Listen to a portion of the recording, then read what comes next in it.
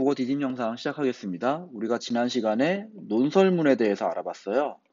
논설문은 서론, 본론, 결론으로 이루어져 있다라는 것을 얘기했었고, 각각의 글의 부분에서 어떤 내용을 담으면 좋은지도 이야기를 했었는데, 일단 논설문의 기본은 주장과 근거가 담겨 있어야 되는 거죠. 주장과 그거를 뒷받침해주는 근거. 그래서 오늘은 근거의 타당성, 근거가 얼마나 적절한지, 그리고 또 표현이 얼마나 적절한지를 알아보는 방법을 이야기를 해볼게요.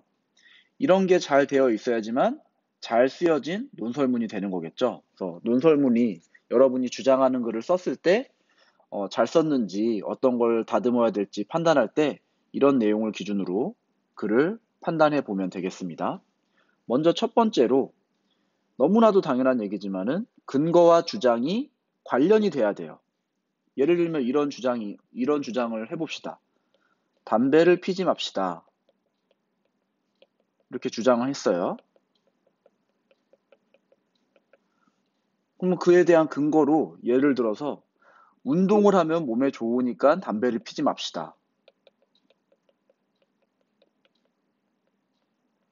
이 말은 사실이에요. 그죠? 사실이긴 한데 근거는 다 사실을 가지고 얘기해야겠죠. 근데 사실이긴 한데 운동을 하면 몸에 좋으니까는 담배를 피면 안 됩니다. 이렇게 주장하는 게 어울리나요? 전혀 어울리지 않죠. 예, 이거는 그냥 별도의 다른 얘기잖아요. 담배를 피지 맙시다. 맛있는 음식을 먹으면 기분이 좋아지니까요. 이런 얘기도 마찬가지로. 그래서 근거가 사실이라고 해도 주장과 관련이 돼야 된다. 이건 전혀 연관이 없기 때문에 이렇게 근거를 하면은 이거는 좋은 논설문이 안 되는 거죠. 그 두 번째로 근거가 주장을 뒷받침해 주는지. 그러니까 이 근거를 딱 들었을 때 이 사람이 주장이 옳구나. 이렇게 뒷받침해 주는지를 살펴봐야 돼요. 다시 이 담배를 피지 맙시다라고 누가 주장을 했는데 그 근거로 예를 들어서 청소년 흡연이 늘어나고 있으니까 담배를 피지 맙시다. 이러면은 청소년 흡연이 늘어나는데 담배를 안 피워야 되는 이유가 뭐지? 사람들이 궁금해할 수 있잖아요. 그러니까 정말로 뒷받침할 수 있는 근거를 대야 되는 거죠. 예를 들어서 어떤 근거가 있을까요? 담배를 피지 맙시다라고 주장을 했어요. 그에 대한 근거로 담배는 4천여 개의 몸에 안 좋은 화학 물질로 이루어져 있기 때문에 우리 몸의 건강을 해칩니다. 이렇게 얘기하면은 뒷받침이 되는 거죠. 담배가 이렇게 해로우니까는 피면 안 되는구나.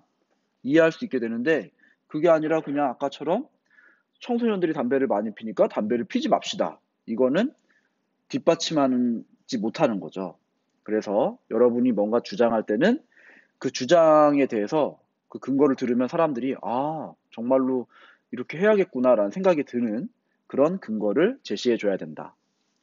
그 다음에 논설문을 쓸 때는 혼자만의 생각을 담고 있으면 안 되겠죠. 나는 담배 피는 게 싫으니까 담배를 피지 맙시다.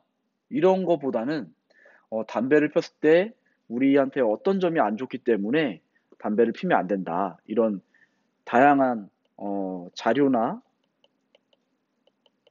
자료 혹은 전문가의 이야기 이런 것들을 근거로 제시하는 게 좋지.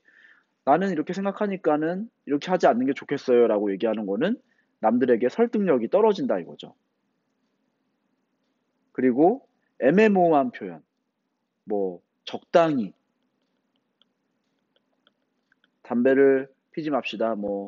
적당히 피는 것도 담배가 우리 몸에 안 좋기 때문에 이런 표현보다는 담배 한 가치를 피워도 우리 몸에는 어떤 부작용이 어떤 피해가 생깁니다. 이렇게 자세하게 얘기해 주는 게 좋죠. 그래서 적당히 표현하는 것보다는 자세하고 정확하게 표현하는 게 좋고요. 그리고 주장할 때는 단정하는 표현을 쓰는 건 안 좋아요.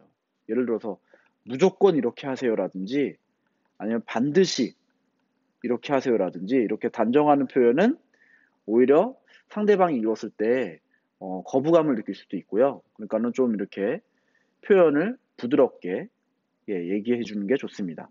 물론 당연히 아까 얘기한 것처럼 자세하고 정확한 표현이어야 되겠죠. 그래서 오늘은 논설문을 쓸 때 좋은 논설문을 쓰기 위해서 이렇게 근거의 타당성과 표현의 적절성을 판단하는 방법을 알아봤고요. 이거는 논설문을 쓸 때뿐만이 아니라 다른 사람이 쓴 논설문을 우리가 판단할 때도 이 세 가지 측면을 기준으로 판단을 해보는 게 좋겠습니다. 근데 이 세 가지 말고도 가장 기본이 되는 거는 일단 근거가 사실을 가지고 이야기해야 된다. 예. 거짓말 가지고 얘기하면 안 되겠죠. 사실을 가지고 얘기를 할 때 이 근거가 사실이면서 주장과 관련이 되는지, 주장을 뒷받침하는지 이런 내용들을 중점적으로 살펴보면서 판단하면 되겠습니다.